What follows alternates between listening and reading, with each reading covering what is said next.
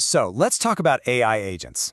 I know, it sounds like something straight out of a sci-fi movie, but this is fast becoming a real-deal business tool. We're talking about a huge leap beyond the simple chatbots we're all used to, into a world where digital teammates can actually do things for us.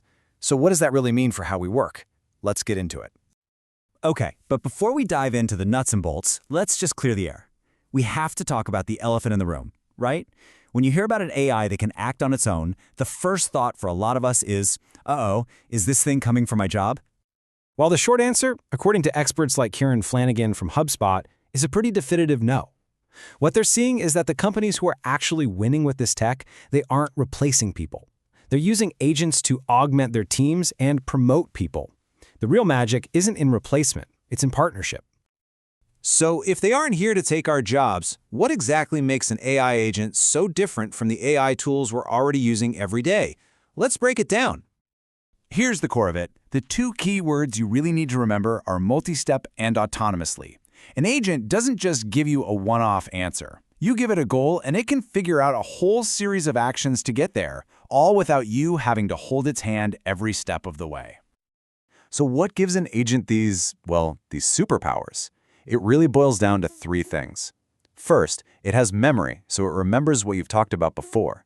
Second, it has reasoning, which lets it take a big goal, like find new leads, and break it down into a logical plan. And third, and this is the real game changer, it has tool integration. It can actually connect to your other software, your CRM, your analytics, and do things. And this comparison just makes it crystal clear. Think about it. A chatbot's goal is to give you information. An agent's goal is to deliver a result. You ask a chatbot how to do something, and then you still have to go do all the work. You give an agent a goal, and it actually completes the entire workflow for you. That is a massive difference. Which brings us to what's really the heart of the matter. The most successful way to use this technology today is through a human-AI partnership. This isn't about us versus the machines. It's about us with the machines. And this chart shows you exactly why that partnership works so well. We bring different things to the table.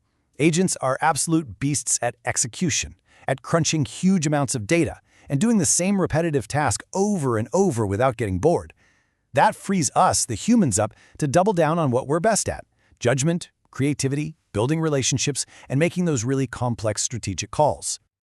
Okay, so how do you know what kind of tasks to actually hand over? This little four-step checklist is a fantastic starting point. If you're looking at a task and it's super repetitious, it uses data that's already organized, and you're okay with a first draft being about 90% right, well, that's a perfect candidate for an AI agent. All right, enough with the theory. It's great, but let's look at some real-world examples. How are companies actually using AI agents right now to make a difference? In the marketing world, agents are turning into content creation machines. Just imagine this. You feed an agent a 1-hour webinar video.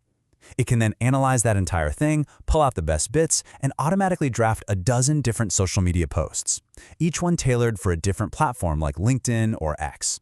That's a massive productivity boost for any content team. For sales teams, it is all about getting time back.